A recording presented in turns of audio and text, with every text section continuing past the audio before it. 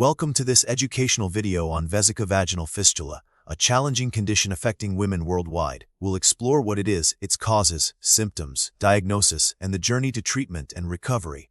So, what causes a vesicovaginal fistula? The most common cause globally is obstructed labor, especially in areas with limited access to emergency obstetric care. Prolonged pressure of the baby's head against the pelvic tissues during childbirth can lead to tissue necrosis and eventually, a fistula. Other causes include pelvic surgeries such as hysterectomies, radiation therapy for pelvic cancers, traumatic injuries like pelvic fractures, and rarely, infections or certain diseases. Let's understand the pathophysiology. A vesicovaginal fistula is an abnormal connection between the bladder and the vagina. This connection disrupts the normal urinary tract function. Urine, which should be stored in the bladder and then expelled through the urethra, leaks continuously through the fistula into the vagina. This constant leakage leads to skin irritation, infections, and significant social and psychological distress. Understanding the epidemiology provides crucial context. Vesicovaginal fistulas are far more prevalent in developing countries with inadequate access to skilled birth attendants and emergency obstetric care, particularly in sub-Saharan Africa and South Asia. The condition disproportionately affects young women and girls, often those who experience early marriage and childbirth. While less common in developed nations, they can still occur as a complication of pelvic surgeries or radiation therapy. The signs and symptoms of a vesicovaginal fistula can be quite distressing. The most prominent symptom is continuous and uncontrollable leakage of urine from the vagina. This can lead to frequent urinary tract infections, vaginal infections, skin irritation and breakdown in the perineal area, pain during intercourse, and a significant negative impact on a woman's self-esteem, social life, and overall quality of life. The constant wetness and odor can lead to social isolation and depression.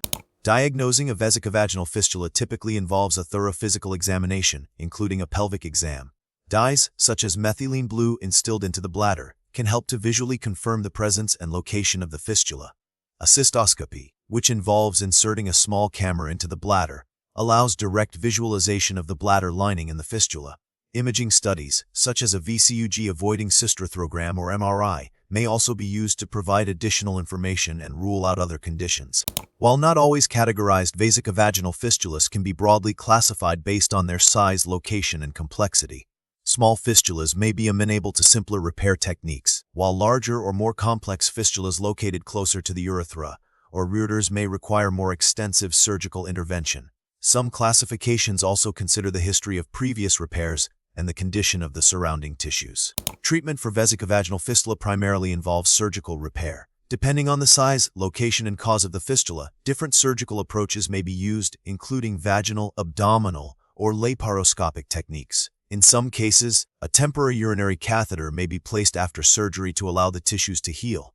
Post-operative care is crucial for successful outcomes and includes managing pain, preventing infection, and monitoring urinary function. Conservative management with bladder drainage via catheterization may be considered in some cases, especially while waiting for surgery or if surgery is not feasible. Prevention is key to reducing the incidence of vesicovaginal fistulas.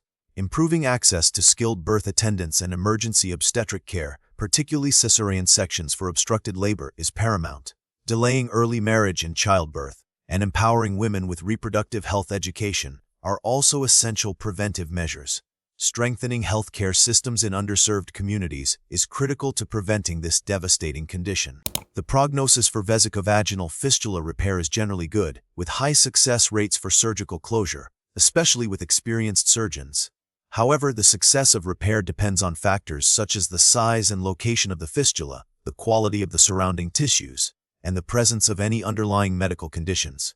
Recent research focuses on developing less invasive surgical techniques, improving tissue regeneration strategies, and addressing the psychological and social needs of women affected by this condition. Continued advocacy and research are crucial to eradicate vesicovaginal fistulas and improve the lives of women affected by this condition.